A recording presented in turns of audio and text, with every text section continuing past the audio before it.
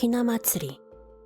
여자아이의 행복과 건강을 기원하는 일본의 전통 명절이죠. 계단식 단위에 줄지어 앉은 인형들을 보면 마치 어느 화려한 궁중연회의 한 장면을 보는 것 같습니다. 사람들은 이 인형들이 아이의 애군을 대신 가져다 준다고 믿는데요. 하지만 누군가에게 옮겨간 애군은 과연 어디로 사라지는 걸까요? 그저 인형 속에 차곡차곡 쌓여 다음 주인을 기다리고 있는 건 아닐까요? 오늘 이야기는 대대로 물려받은 인형에 얽힌 기묘한 기록입니다. 요즘은 간소하게 1단짜리 희나단을 하는 집도 많은 것 같지만 전통적으로는 5단이잖아. 화려하게 한다고 해도 7단이고. 그런데 우리 집은 대대로 6단짜리 희나단을 썼어. 그것에 얽힌 이야기를 해볼까 해. 전통적인 희나단이라면 맨 위에 천황부부, 그 다음 단엔 3명의 궁녀, 세 번째 단에는 5명의 악사를, 네 번째 단에는 2명의 호위무사를, 그리고 마지막 단에는 3명의 하인들을 두는 게 보통이지. 화려하게 7단으로 한다고 해도 화장대 같은 혼수품이나 가마 같은 탈 것을 놓으니 인형의 수를 다 합쳐도 15이 넘지 않아. 그런데 우리 집 희나단은 6단으로 16의 인형이 있었어. 천황 부부의 인형이로 얼굴을 흰 천으로 가린 빨간 옷의 인형. 그 인형은 가부좌를 들고 앉아서 다리 위에 바구니를 들고 있는 모습이었는데 그 안에는 붉은 꽃잎이 수북히 쌓여 있었지. 부모님은 그것을 카구야 사마라고 불렀는데 어렸을 때 나는 다른 집의 희나단도 이런 모습인 줄 알았어. 물론 내가 여자아이가 아니었기 때문인지 다른 집은 어떤가 딱히 관심을 두지도 않았고 나이가 차서 확실히 다르다는 걸 알게 되었던 때에도 가풍에 따라 변형이 있는 것도 이상한 일은 아니겠거니 했지. 하지만 좋지 않은 기억 때문에 나는 희나 인형을 멀리 했었어.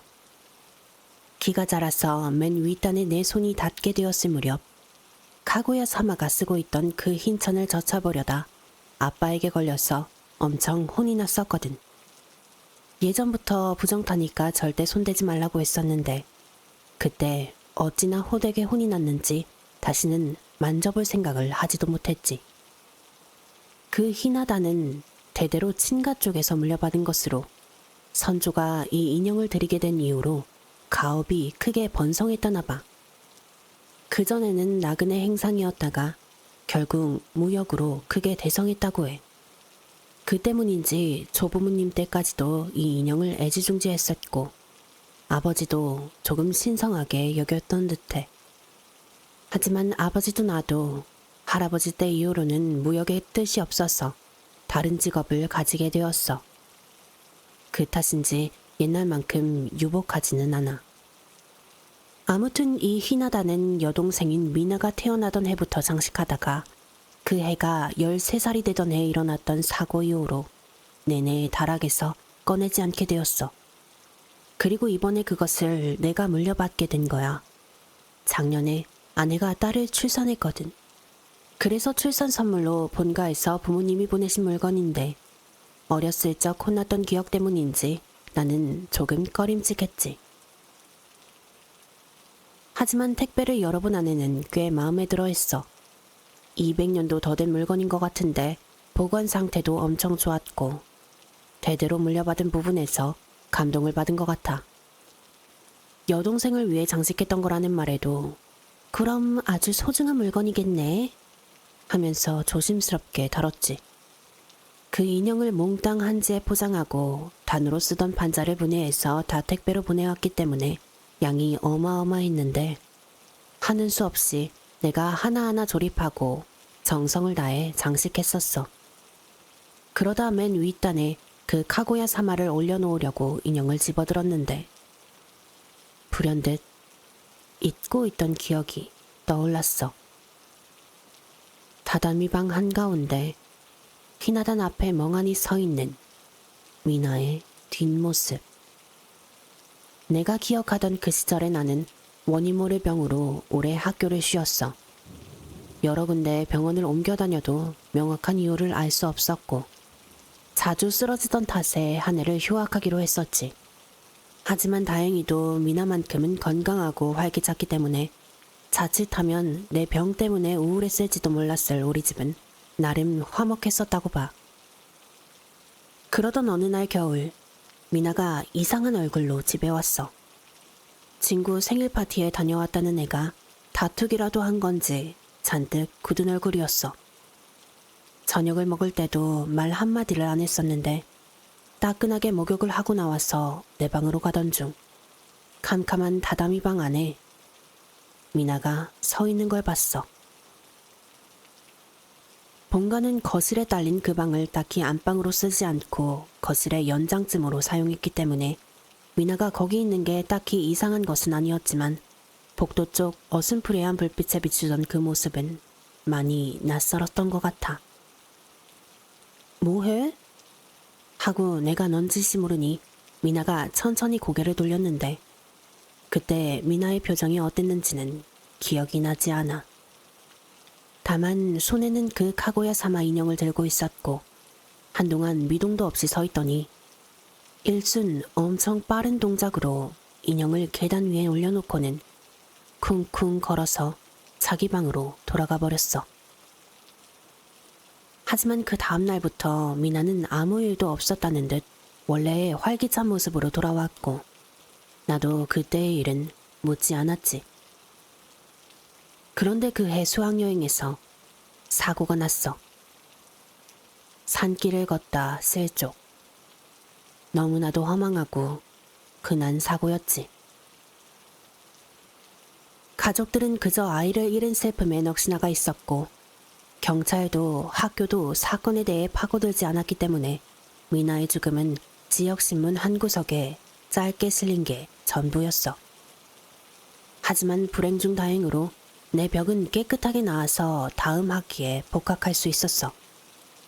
그대로 잔병치레 한 번 없이 무사히 고교를 졸업. 부모님은 미나가 내 병도 같이 가져가 준 거라고 생각했던 것 같아. 나도 미나가 날 지켜주고 있다는 생각을 하게 됐고. 그렇게 카고야 인형을 들고 옛날 일을 떠올려보던 사이 저녁밥이 다 되었다는 아내의 말에 나는 사색에서 깨어났어. 인형을 단 위에 올려두고 밥을 먹으러 갔지. 하지만 그날 미나의 뒷모습을 떠올린 이후로 나는 왠지 모를 찜찜한 기분을 지울 수 없었어. 그리고 얼마 전 이 일을 직장 선배에게 상담한 적이 있어. 다방면으로 지식이 있고 특히 오컬트를 좋아하는 선배였는데 말을 꽤 직설적으로 하는 성격이어서 자신이 생각한 말을 솔직하게 얘기해줬어. 선배의 얘기는 열받긴 했지만 결국 나는 그의 말을 듣고 인형을 처분할 결심을 했어. 미리 말하자면 그의 말을 100% 신용할 수는 없어. 그것도 결국엔 추측일 뿐이니까. 하지만 일리는 있었고 올지 안 올지 모를 위험을 염두에 두고 찝찝한 마음으로 사는 것보단 아예 배제해버리는 쪽이 속 편하니까. 물려받았다고는 해도 나는 그 희나 인형을 그리 소중하게 생각하고 있지 않기도 했고. 아무튼 선배는 이런 이야기로 오늘 띄웠어.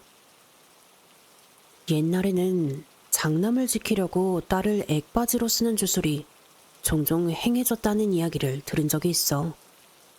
집안 내력이나 저주 따위로 남자가 단명하는 집들이 있었다나 봐.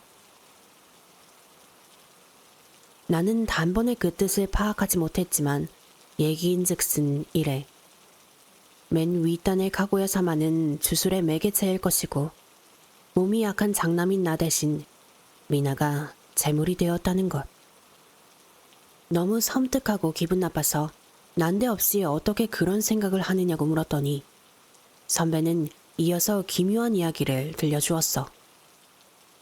그날 미나는 친구 집의 희나다는 다르다는 것을 눈치챈 거겠지. 아니면 다르다는 것은 진작 알고 있었지만 그제서야 카고야 사마에 대한 의심을 품게 된 것일지도 모르고 그 즈음에 유행하던 괴담이 하나 있었거든. 선배의 말은 이래.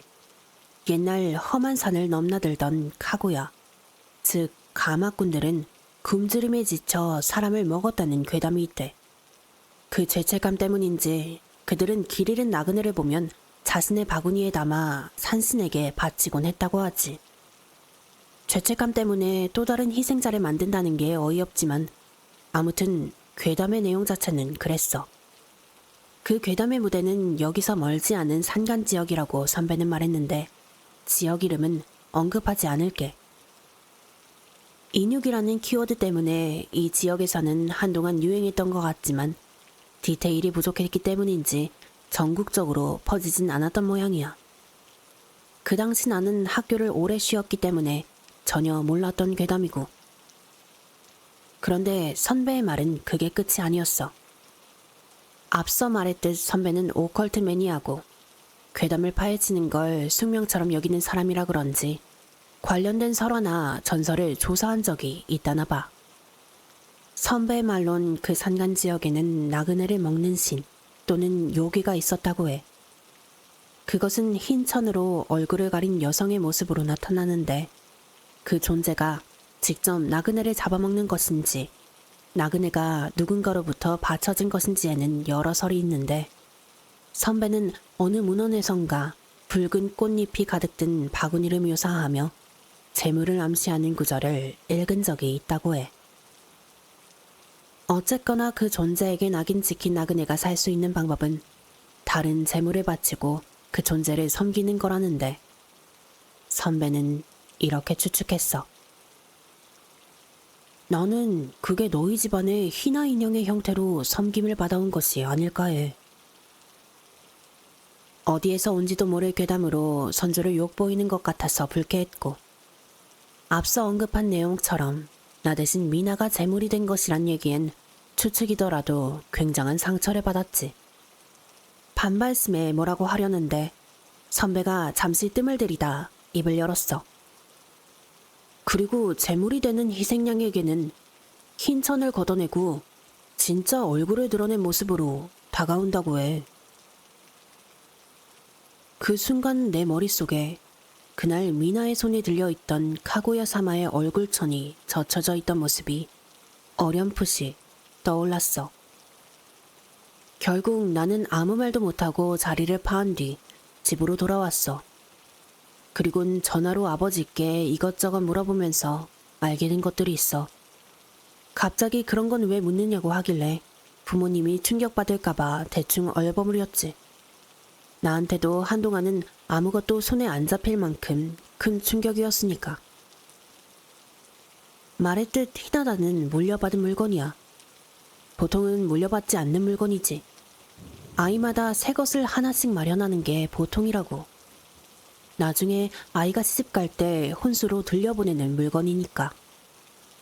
나는 아버지와 이야기를 할 때쯤에야 이상한 점을 깨달았어. 이건 대대로 친가 쪽 물건이야. 그러니까 남자인 아버지 쪽에서 말이야. 그렇다면 친가에도 여자인 자손이 있었다는 거잖아. 여자아이를 위한 재단이니까. 그 희나다는 어려서 돌아가신 고모의 것이었대. 그전에는 할아버지의 돌아가신 여동생의 것이었고 그렇게 인형을 가지고 시집갈 여자들이 계속 죽었던 것이고 아이러니하게도 이렇게 대대로 남자인 자손 쪽에 물려주게 된 거야. 게다가 아버지도 할아버지도 나처럼 어렸을 적 이유 없이 아프고 죽을 고비를 여러 번 넘긴 적이 있대. 아마 부모님도 이 희나 인형에 대한 내막은 몰랐던 것 같아. 만지지 못하게 했던 것은 그냥 을에 부정달까봐 혼을 냈던 거고. 그랬으니 이 인형을 여태 간직하다가 내가 물려줬던 거겠지. 조부모님도 알지 못하셨을 거야. 미나가 죽었을 때도 엄청 슬퍼하신 분들이니 알고 계셨을 거란 생각은 들지 않아. 아무튼 나는 인형을 절로 가져가 처분을 맡겼어. 그리고 우리 부부는 둘째는 가지지 않기로 합의를 봤어. 원래 아이는 하나만 가질 계획이었기도 했지만 지켜야 할 장남이 없다면 딸이 희생되는 일은 없을 테니까. 내 이야기는 여기까지야. 딸은 잘 자라고 있고 우리 집엔 아무 일도 일어나지 않았으니 이대로 비극이 끝난 것이라고 믿고 싶어. 그런데 말이야. 너희 집에도 전통에 어긋난 것이 있지는 않은지 잘 확인해봐. 그런 것이 있다면 반드시 이유가 있을 테니까. 작년에 정년 퇴임한 숙부에게서 들은 이야기. 숙부는 소학교 선생님으로 이 일이 일어났던 시점은 그가 막 교사가 되었을 무렵이었다. 그가 첫 번째 교직을 맡게 된 학교는 공교롭게도 그가 졸업한 농촌의 작은 소학교. 그 학교는 숙부가 졸업할 무렵에도 이미 오래된 학교였고 재직할 당시엔 마룻바닥이 몹시 삐걱거렸다고 한다. 재직 초반 그는 열정을 다해 아이들을 가르쳤지만 그 무렵 농촌은 인구가 급격히 줄고 있었다. 어쩔 수 없이 그 소학교도 이듬해 폐교가 될 예정이었다. 어릴 적 추억이 서린 학교가 문을 닫는다는 게 아쉬워서 숙부는 그 무렵부터 매일 저녁까지 학교에 남아 있었다. 그날도 행정서류를 정리하러 늦게까지 남아있던 숙부는 복도 끝에서 희미한 웃음소리를 들었다. 이미 저녁이 다 되어가는 시간이었기 때문에 잘못 들었나 생각하면서도 그는 확인하기 위해 교무실에 나섰다. 그랬더니 복도 저편에서 학생들의 낭독 소리가 들렸다.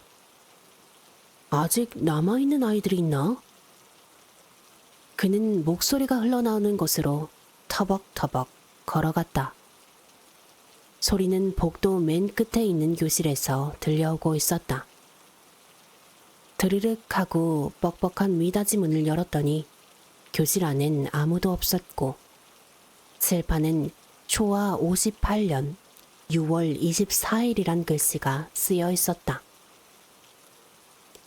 교탁에는 낡은 출석부가 놓여 있었고 페이지마다 어딘지 낯익은 이름들이 쓰여 있었다. 그러자 자신의 이름이 눈에 들어오는 것을 보고 이것이 어릴 적 자신의 반 출석부라는 것을 깨달았다. 소름이 돋고 이상한 기분에 휩싸인 그가 재빨리 교실 문을 나서려는 순간 등 뒤에서 탁 하고 교탁 치는 소리가 들렸다. 다음 시간은 개구리 해보를 하겠습니다. 그 음성은 자신이 학창시절 듣던 담임의 목소리였다. 다음 순간 숙부는 과학실에 앉아 있었다. 오래된 나무 책상에 앉아 있던 자신의 어린 시절 모습 그대로. 마치 그 시절로 돌아간 것처럼 과학실 안에는 같은 반 구부들도 다 그 시절의 모습으로 앉아 있었다. 교탁 앞에 흰 가운을 입고 서 있는 담임도 그때의 모습 그대로였다. 숙부는 아무 의문도 갖지 않은 채로 앉아 있었다. 마치 어떤 엉뚱한 일이 일어나도 당연하다고 느껴지는 꿈속에서처럼. 가래를 헤어젤처럼 쓰거나 변기통에서 빨래를 하는 말도 안 되는 일이 일어나도 꿈속에서는 그게 당연해 보이는 것처럼. 학생들은 335 분단을 나누어 개구리를 해부하기 시작했다. 숙부가 칼을 들었다.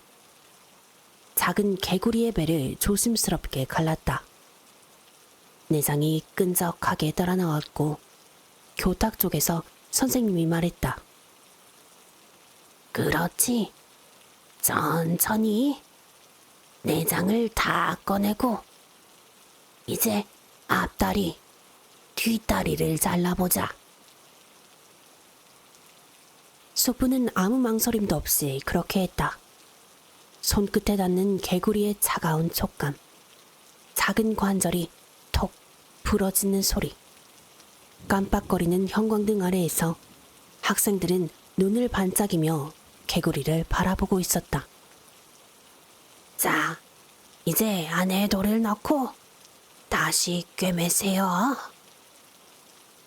그 말에 숙부는 주머니에서 작은 자갈돌을 꺼내 개구리의 뱃속에 밀어넣었다. 그게 왜 필요한지조차 의문이 들지 않았다. 꿈에서는 모든 게 그냥 그렇게 흘러가니까. 그가 바늘을 들고 꿰매려는 순간 형광등이 꺼졌다.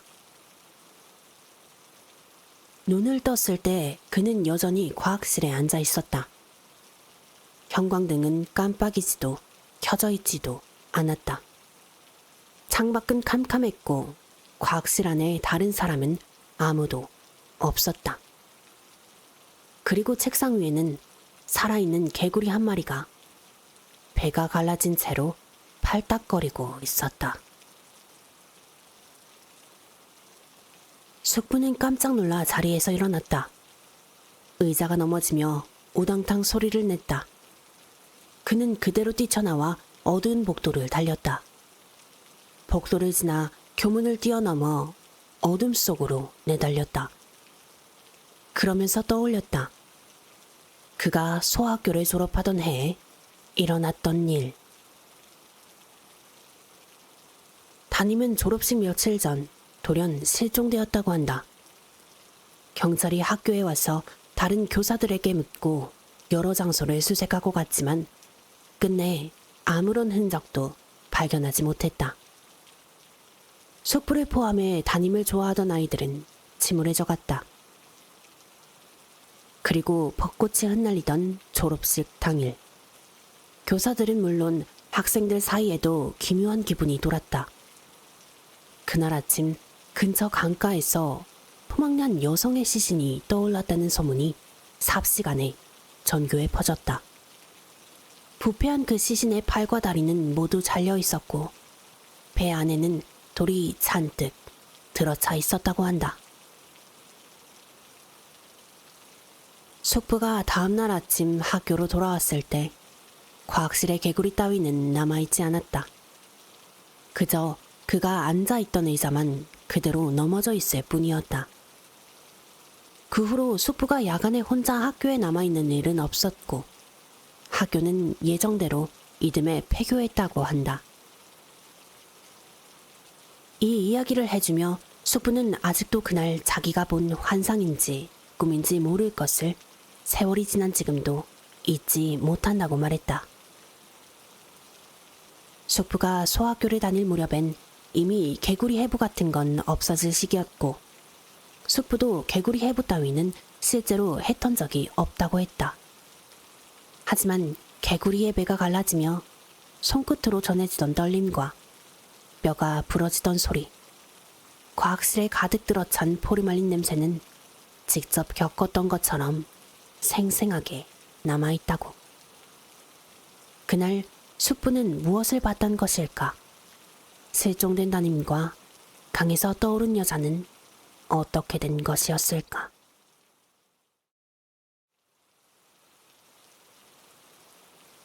몇 주 전 암으로 돌아가신 엄마의 언니, 즉 내 이모에게서 들은 이야기.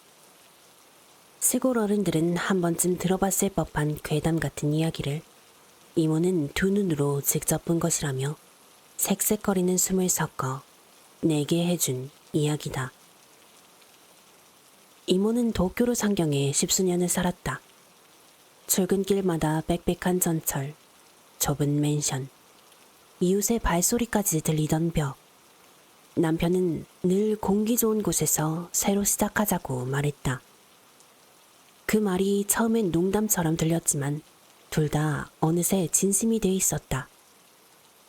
하지만 고향으로 돌아올 생각은 하지 않고 아무도 모르는 곳에서 자유롭게 지내고 싶었다고 한다.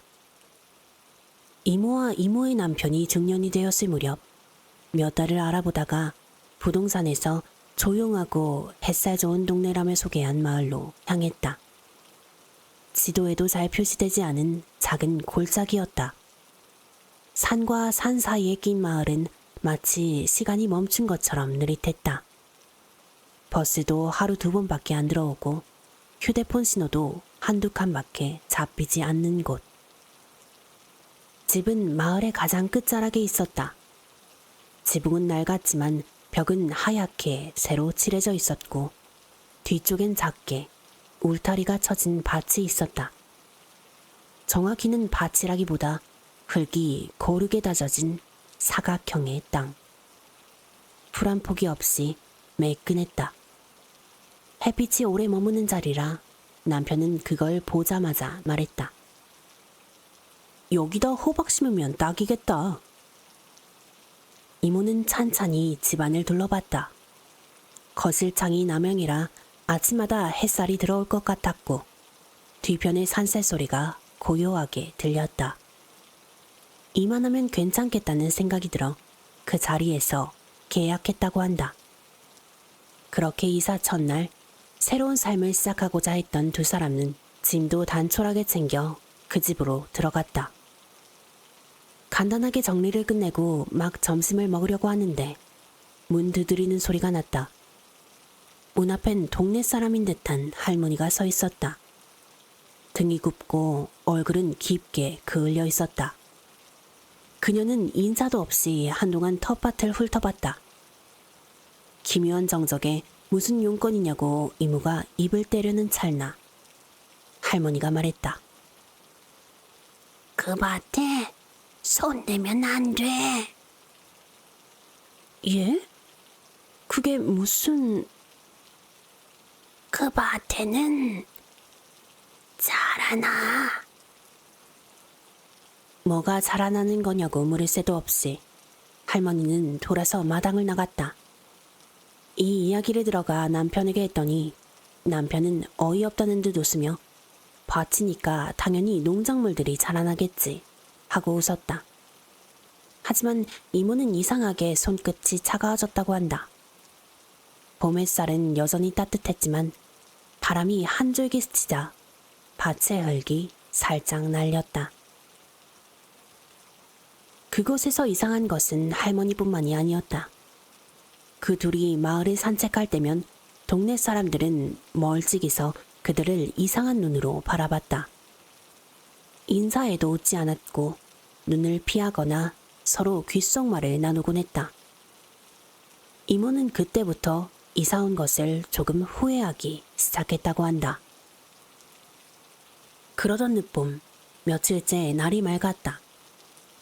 낮에는 산새가 울고 밤엔 개구리 울음이 들려서 평화로웠다.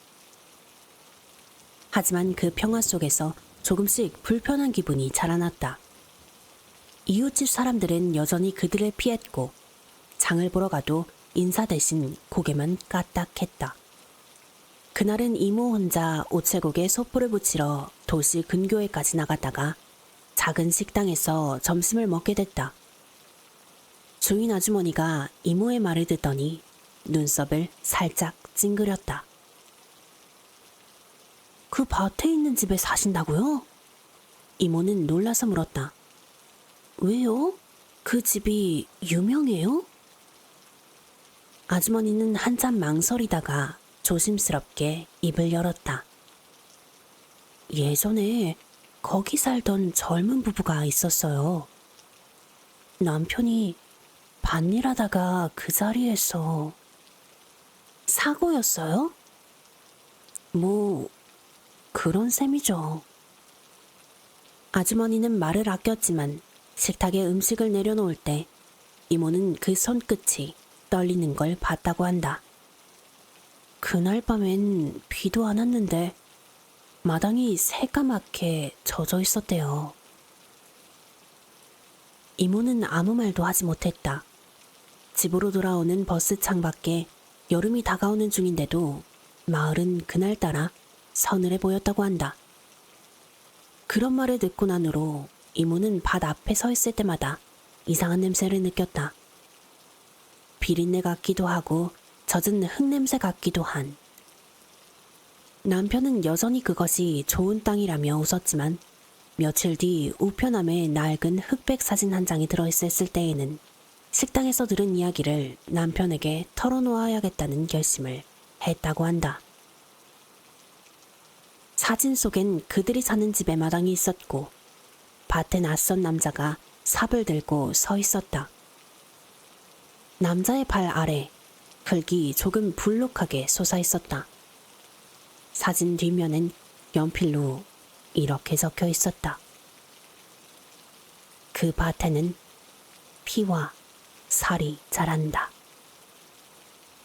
남편은 아주머니의 이야기를 농담처럼 흘려들었다. 사진을 보면서도 피식 웃었다. 시골이라 그런지 그런 미신 같은 이야기를 믿는 사람이 있네. 봐, 흙, 좋아 보이잖아. 남편은 텃밭에 쪼그리고 앉아 흙을 한 줌 쥐어 보이며 말했다. 그는 며칠 뒤 호박씨 한 봉지를 사와 밭에 뿌렸다. 첫날엔 별다른 변화가 없었다.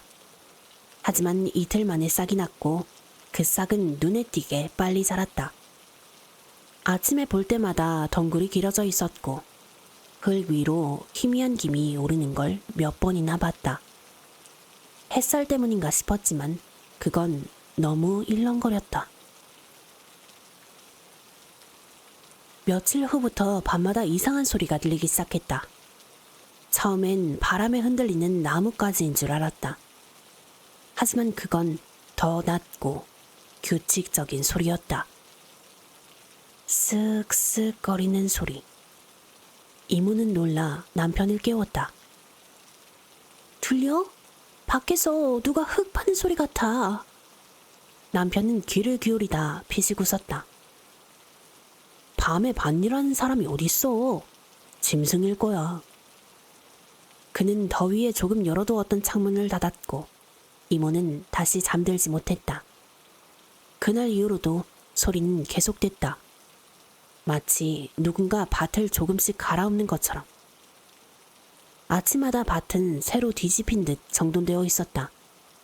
그럴 때마다 이모는 밭이 조금 솟아있는 듯한 착각을 느꼈다고 한다. 덩굴은 이제 울타리를 타고 올라가고 있었다. 햇빛을 따라 지붕 쪽으로 뻗어 있었는데 그 속도는 믿기 어려울 만큼 빨랐다.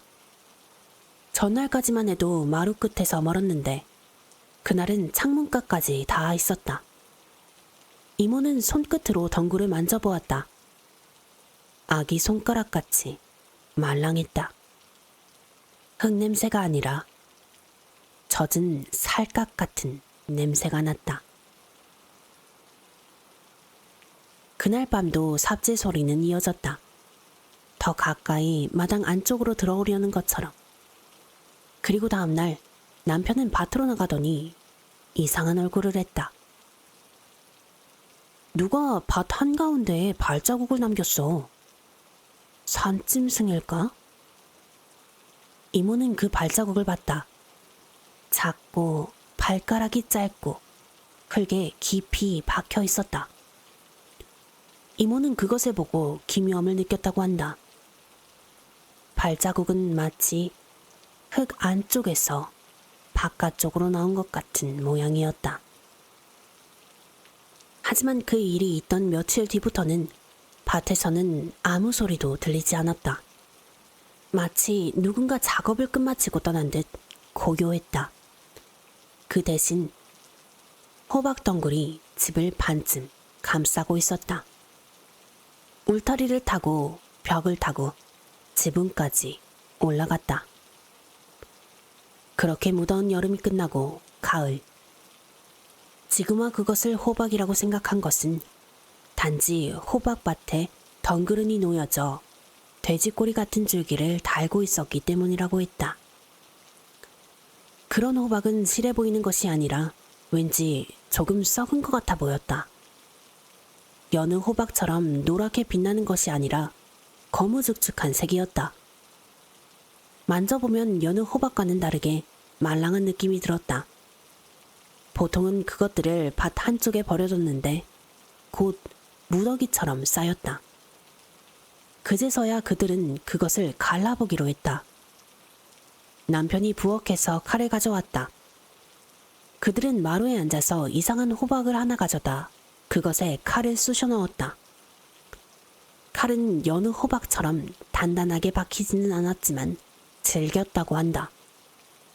칼질을 하는 남편의 팔에 핏줄이 섰다. 벌어진 틈을 들여다보니 아니 새빨겠다. 잘 익었다는 말이 아니라 고깃덩이처럼 새빨갛다는 말이다. 과육이 흐르는 게 마치 핏물이 빠지는 소고기 같다는 생각이 들 찰나 쓱 하고 반으로 갈라졌다. 그 안에는 검은 머리카락이 뻘건 속살과 함께 뒤엉켜 있었다고 한다. 구토가 나오는 것을 참으며 남편이 그것을 가져다 땅에 파묻기 시작했다.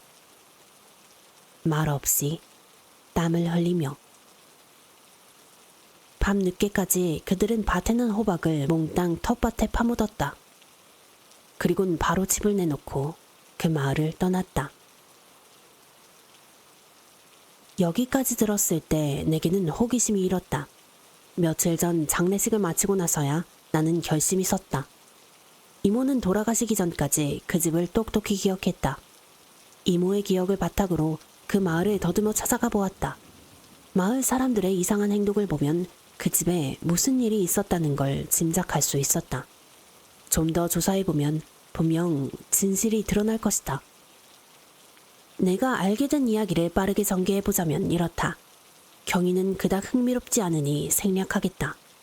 이모가 갔던 우체국이 있는 인근 번화가까지 나는 별 무리 없이 갈 수 있었는데 마을은 어째선지 이미 폐촌이 되어서 아무도 없다고 한다.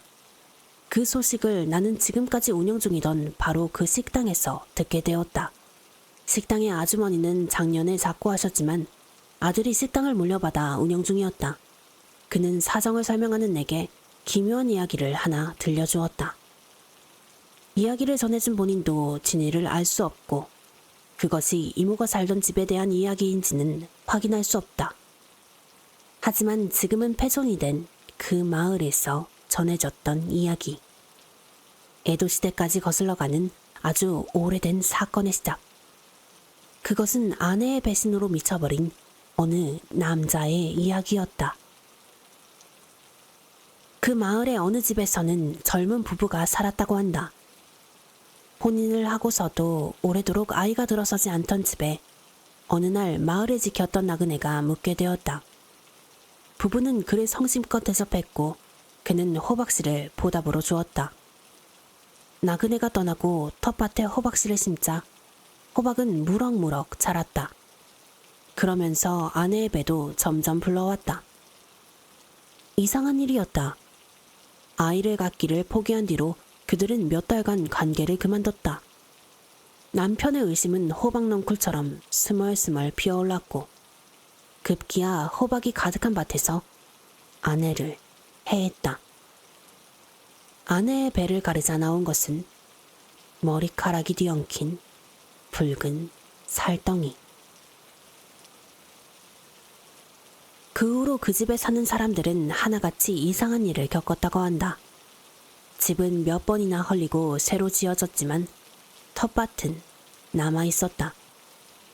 그 텃밭에서 몇 명의 남자들이 급사. 식당에서 이 이야기를 듣는데 그 집의 단골들까지 끼어들어 한마디씩 얹었다. 누구는 그 나그네가 온이라고 하고 누구는 변신한 너구리라 했다. 아내의 뱃속에 있던 것은 어느 사악한 존재의 장난이 아니었을까. 하지만 여러 괴담으로 그 지식을 알고 있던 나는 그게 테라토마였다고 생각한다. 머리카락이나 치아, 피부 등의 인체 조직이 뒤섞여 자라는 기형종양. 그러나 그 이후에 일어난 기이한 이야기들과 이모가 겪은 일에 대해선 나조차도 아직 설명할 길이 없다. 이건 우리 할아버지가 어렸을 적에 겪었던 일이야. 술만 마시면 항상 하던 이야기라서 이제는 내가 직접 겪은 이야기는 아닐까 착각할 지경에 이르렀어. 나는 그 일의 배경이 되는 곳과는 전혀 다른 곳에서 살고 있고 가본 적도 없는데 말이지. 거기는 시의 외곽이라기보단 전쟁 때 폭격을 맞고 방치된 공장 주변의 판잣집 마을이었어. 전후복구가 막 시작된 때였고 다들 그리 풍족한 살림살이는 못 됐어. 가족들이 막 이사를 들어간 곳도 허름한 집이었대. 방 안에서는 곰팡내가 났고 방 안에는 전 집주인이 버려두고 간 잡동사니들이 널려 있었어. 할아버지는 집 상태를 보고 실망했지만 그 동네는 다른 집도 별반 다를 것 없어 보였다고 해. 할아버지는 얼마 가지 않아 동네 아이들 무리에 섞여들었고 친구들 집에 놀러가도 자기 집 사정과 그렇게 멀어 보이지는 않았지. 다들 여유가 없었고 부모님들은 아이들을 동네에 내버려둔 채 번화가로 나가 일을 하고 밤늦게 돌아오곤 했어. 그런 동네에서 가족들은 몇 년을 살게 된 거야. 집 근처에는 전쟁 때 망한 공장 하나가 덩그러니 남겨져 있었는데 그 동네 아이들은 다 거기 모여서 놀았다나 봐. 그 공장 부지 안에는 벚나무 한 그루가 심어져 있었는데 공장이 생기기 전에 작은 신사가 있었다고도 하고 그때 남은 벚나무를 그대로 두고 공장을 지었다는 이야기도 있었대. 할아버지가 몇 년을 지켜보니 그 나무는 다른 벚나무보다 월등하게 크고 잘 자랐다고 해. 꽃은 다른 동네보다 일찍 피고 질 때도 다른 나무보다 꽃잎이 오래 남아 있었어. 봄이면 설탕을 태운 듯한 달큰한 냄새도 났는데 가까이 가면 달달하다 못해 비린내가 날 지경이었대. 나무 둘레엔 낱개의 밧줄이 들려져 있었는데 아이들은 그게 신사에서 쓰는 금줄 같다고 수군댔고 어른들은 이유도 없이 거긴 들어가지 말라고만 했지. 그러던 어느 봄날 할아버지가 소학교 3, 4학년쯤 되던 해였어. 그 해에도 벚꽃은 만개했지. 기억상으론 꽃잎이 유난히도 붉었다고 해. 그날도 할아버지는 친구들과 폐공장 안을 탐험하며 놀고 있었는데 누군가 버려진 책상 서랍에서 수상한 일기장을 발견했어. 종이가 노랗게 변한 오래된 노트 한 권. 처음엔 공장 기록인 줄 알았어. 첫 몇 장엔 날짜 밑에 공장에 들어오고 나간 사람들의 이름이나 들어온 자재 같은 것들이 간결하게 적혀 있었대. 그런데 몇 장 후부터는 누구누구가 다친, 누구누구가 실수를 함, 누구와 누구가 싸움 같은 문장이 쓰여 있더니 후반부터는 아예 일기체가 되어버렸어. 아마 이 일기의 주인은 하츠요인지 사츠요인지 하는 어느 여궁을 짝사랑하고 있었던 것 같아. 후반부의 일기는 이런 식이었어. 며칠에 걸러 한 번씩, 몇 년, 몇 월, 며칠, 날짜 아래 두세 줄의 짧은 일기가 반복돼. 오늘도 하치요가 출근했다. 머리를 묶을 때마다 손끝에서 비누 냄새가 났다. 점심시간에 밥을 나눠주며 웃는 모습을 봤다. 숨이 막혀왔다. 하치요가 지각을 했다. 감독이 크게 혼냈다. 하치요가 며칠째 나오지 않는다. 숙소 사람들은 아프다고 했다. 하치요가 돌아왔다. 살이 많이 빠졌다. 감독은 그녀를 보고 고개를 돌렸다. 다들 눈을 피했다. 그녀가 화장실에 숨어 몰래 울었다. 한쪽 뺨이 부어 있었다. 하치요가 그립다. 밤마다 아기 우는 소리가 들리는 것 같다. 감독이 전근 같다. 소문이 빠르게 번지고 있다. 오늘도 벚나무에 물을 줬다. 그리고 마지막 페이지에는 신문기사 한 장이 끼워져 있었어. 공장여공 행방불명, 소문만 무성. 분위기는 그 자체로 무서웠다고 해. 오래된 일기장과 실종 사건에 대한 신문기사를 들여다보고 있자니 할아버지도 기분이 이상해졌대. 그것을 본 아이들은 농담하듯이 별거 아닌 것처럼 즉석에서 괴담을 지어내기 시작했어. 폐 공장에서 가끔 비누 냄새가 나는 것 같다. 밤이면 공장에서 아기 우는 소리가 들리는 건 아닐까. 화장실에서 뺨이 부어 울고 있는 혼령을 보게 되면 어쩌지. 같은 이야기들. 분위기를 풀어보려 웃으면서도 무서워하기도 했다고 해. 그러다 무리에서 가장 나이가 많았던 아이가 골똘히 생각하더니 제일 그럴듯한 이야기를 했어. 일기의 내용과 신문 기사를 보고 나름대로 살을 붙여서 정리해 본 거지. 하치오와 감독은 예사 사이가 아니었어. 후반부를 봤을 때 감독이 일방적으로 밀어붙인 것은 아닐까 의심이 되지만 아무튼 그 둘은 아기를 가졌다가 지웠고 하치오가 아팠던 건 그 때문이야. 그러다 하치오가 사라졌고 감독은 의심을 받아.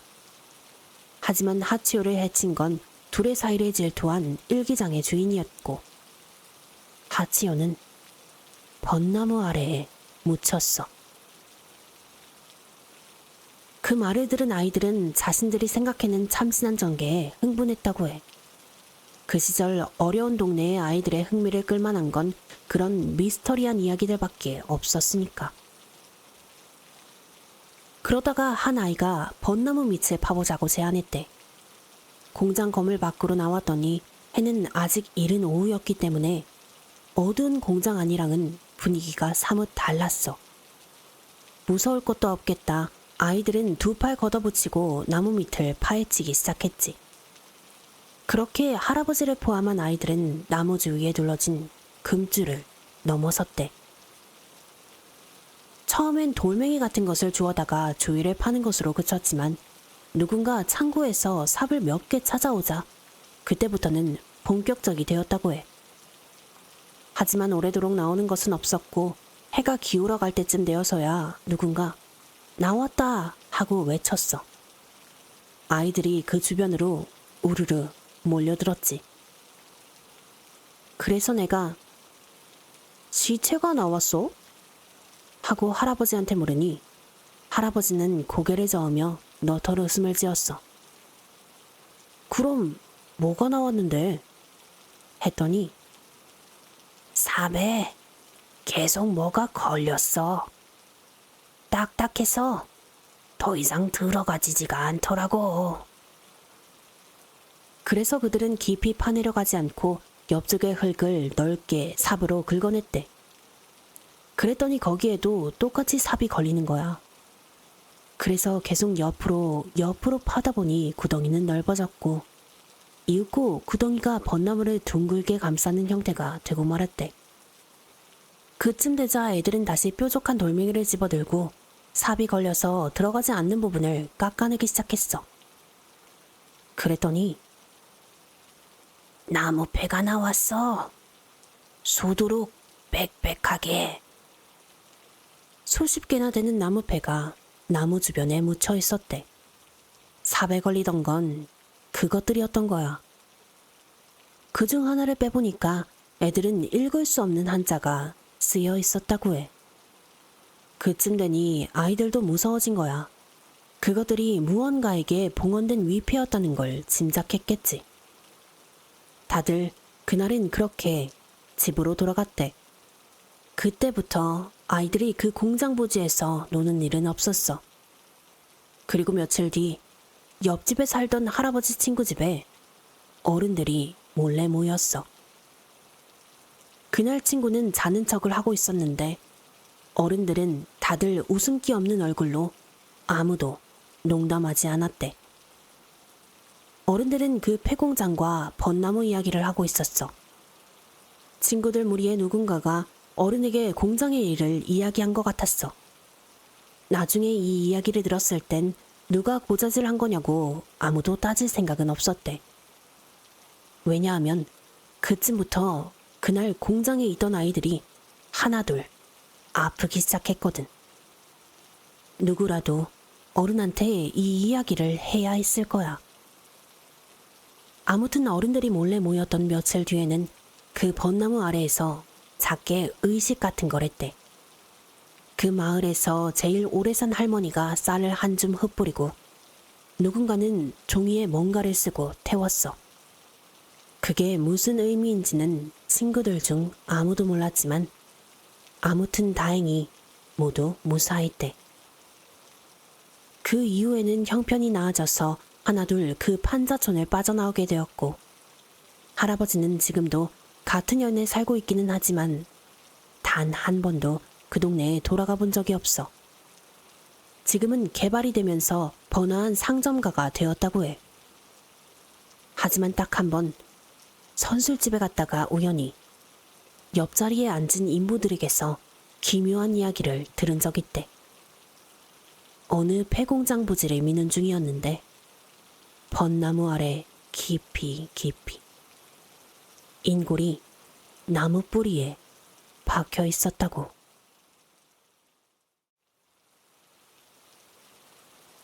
회사 선배인 오카야마 씨에게서 들은 이야기.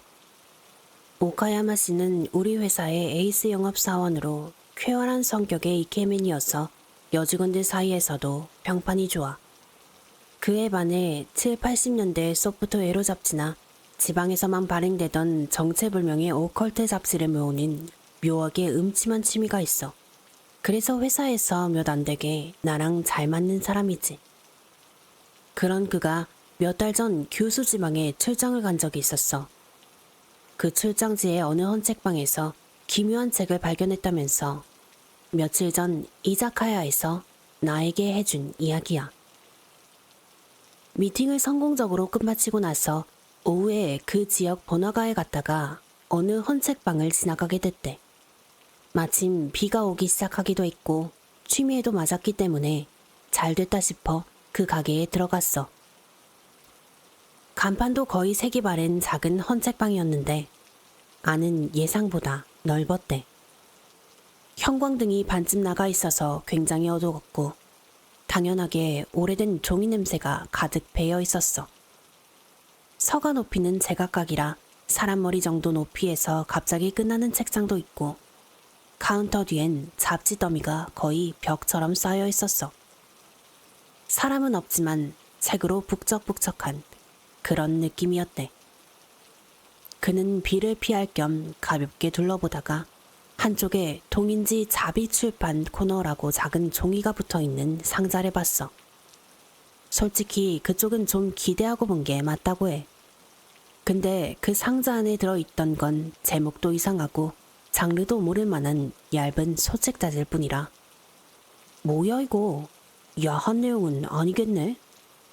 하면서 뒤적거렸대. 그러다 그중 하나가 유독 눈에 띄었어.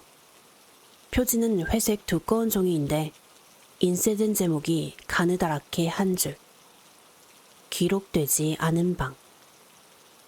듣도 보다 못한 제목인데 글씨체가 촌스러운 것은 아닌데 뭔가 되게 싸구려 느낌. 책등도 쭈글쭈글하고 스테이플러 철심으로 재본한 흔적이 보이는 책이었대. 딱 봐도 100부쯤 찍어서 지인들에게만 돌린 동인지 같은 분위기였어. 이상한 건 뒷표지의 저자 이름도 출판 연도도 그 흔한 소개 문구도 없고 정말로 아무 정보 없음 상태. 근데 그런 게 괜히 더 호기심을 자극하더래. 혹시 진짜 야한 내용 아니면 어떡하지? 아니 그래도 이상한 기담이나 개인 수필일 수도 있으니까. 이런 생각을 하면서 페이지 몇 장 넘겨봤는데 글만 잔뜩 있고 그림 하나 없었대. 그러다 가격 보고 그냥 집어왔어. 50엔. 거의 버리는 값. 비도 그쳤길래 바로 계산하고 나왔대. 알바생인 것 같은 젊은 남자가 말 한마디 없이 그가 책을 내려놓자마자 계산대 및 서랍을 열더니 딱 50엔만 받고 다시 아무 말 없이 고개를 숙이고 스마트폰을 들여다봤대. 집에 와서는 책상을 정리하다가 그냥 위에 던져넣고 며칠 동안 책은 아예 잊고 지냈다고 해. 그리고 문제는 얼마 전 이사를 준비하면서 일어났어. 박스에 짐을 정리해 넣다가 그 책이 책상 구석에서 튀어나오길래 아, 맞다. 이거 샀었지. 하고 펼쳐봤는데 읽다 보니 내용이 너무 익숙하더래. 아니, 익숙한 게 아니라 지금 그의 상황이랑 완전히 똑같았어. 예를 들면 최근에 계속 짐이 사라지는 거, 원인 모를 이유로 이사를 결심한 거, 밤에 자꾸 누가 방문 앞에서 서성이는 느낌, 며칠째 계속 반복되는 꿈의 내용. 이런 게 전부 그 책 속 주인공의 상황과 동일했어. 순서까지도. 웃긴 건 책이 그렇게 길지도 않은데 읽을수록 그가 최근 겪은 일들이 거의 그대로 복붙해 놓은 것처럼 나오더라는 거야. 여기서 원인 모를 이유로 이사를 결심했다는 건 이런 거야. 오카야마 씨는 이사를 결정하기 전 집이 조금 이상하다는 느낌이 들었다고 해. 벽에서 정체모를 긁는 소리가 들리거나 서랍 속 자잘한 물건들이 사라졌다가 이상한 곳에서 다시 나오는 일이 반복되고 가끔은 현관 쪽 공기가 누가 서 있던 것처럼 무겁게 느껴졌대. 딱히 신변에 위협이 될 만한 일이 있었던 건 아니지만 말 그대로 원인 모를 꺼림칙함이 느껴지기 시작했어. 그러다 어느 날 이 집에 더 있으면 안 되겠다는 느낌이 갑자기 확 들었다면서 이사를 결심하게 되었대. 그런데 지금 와서 생각해보니 이상한 현상이 일어나기 시작한 게 그 책을 집으로 들였을 즈음이었다고 했어. 그 책이랑 제일 소름 돋게 맞아떨어진 것은 몇 날 며칠 계속 같은 꿈을 꿨다는 부분이야. 솔직히 꿈 내용 자체는 막 무섭진 않았어.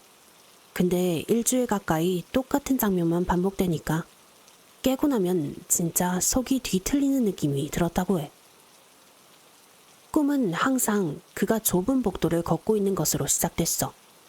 복도는 아파트 복도 같은데 벽이 너무 낡아서 원래 색이 안 보일 정도. 조명은 켜져 있는데 깜빡거리는 게 아니라 그냥 계속 밝았는지 어두웠는지 잘 모르겠는 느낌.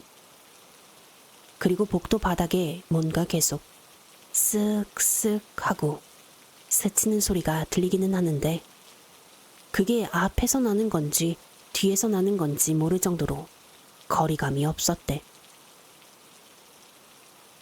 계속 걷다 보면 복도 끝에 문 하나가 나와. 근데 그 문이 문제였어. 겉모습은 그가 지금 살고 있는 집 현관문이랑 똑같이 생겼어. 크기도 손잡이 위치도 문에 걸린 번호판 색도. 근데 문에 번호가 없어. 아예 지워버린 것처럼 말끔해. 그리고 그는 매번 그 문 앞에서 멈춰. 손잡이는 기계처럼 차갑지 않고 그냥 체온 같은 미지근한 온도 느낌이 나서 그게 너무 기분 나빴대. 손잡이를 돌릴까 말까 고민하는데 그때 문 안쪽에서 턱 하고 발끝으로 문턱을 누르는 소리 같은 게 들렸대. 딱 그 순간 문이 안에서부터 아주 살짝 열려. 틈으로 아무것도 보이지는 않아. 빛도 없고 사람도 없고 근데 공간이 있다는 느낌은 나. 그는 꿈속에서 매번 같은 생각을 했다고 해. 열면 안 돼. 근데 이게 그가 하는 생각인지 누군가가 그의 머릿속에 넣어준 생각인지 모르겠는 상태. 목소리는 없는데 명령 같았대. 그리고 그 순간 꿈이 끝나. 문제는 그 꿈을 그 책의 주인공도 똑같이 꿨다는 내용이 적혀 있었어. 그 문, 복도, 온도, 턱 하는 소리까지. 심지어 문이 열리는 각도까지 똑같이. 그는 책을 읽다가 진짜 손이 벌벌 떨렸대. 꿈 기록해둔 적도 없고 이걸 누구한테 말한 적도 없는데 어떻게 책 내용이랑 동일할 수 있지? 그런데 그 순간 꿈에서는 끝까지 열리지 않던 그 문이 그 전날 밤 꿈에서는 조금 더 열려 있었다는 게 기억났다고 해. 틈이 더 넓어졌다는 게 확실히 느껴질 만큼. 그 전날의 꿈은 그냥 불길한 수준이 아니라 실제로 당할 수 있다는 생각이 들어서 더 무서웠다고 해. 꿈은 여전히 그 복도에서 시작됐어. 근데 그날 밤 꿈에서는 복도 바닥에 질질 끌린 자국이 생겨 있었어.